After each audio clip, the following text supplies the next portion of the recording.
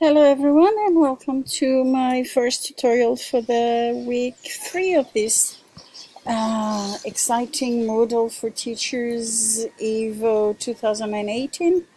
The first tutorial I decided to make was on the blog, it's the one on blogs as a student, since we started as a student.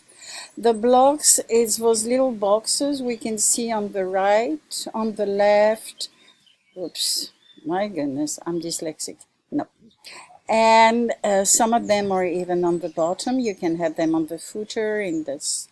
And the good thing is that they organize the information we want. So for example, here we have different kinds of, we have a block for the activities. All of them are regrouped here.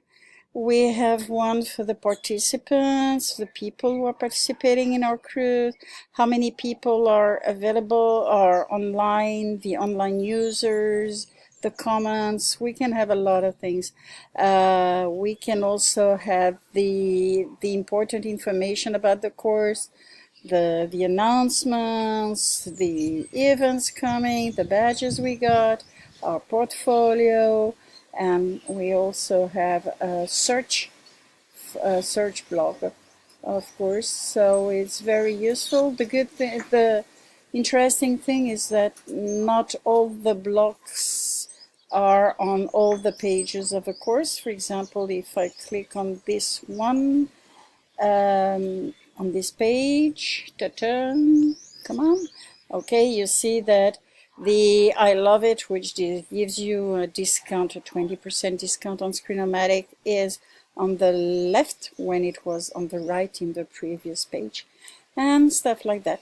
And I guess that as administrators we can add a lot of blogs. I made a little screenshot when I went to the manager practice area, and from what I can see, you see we can have activities, blogs, calendar, checklist, lots of very interesting blogs. So have fun.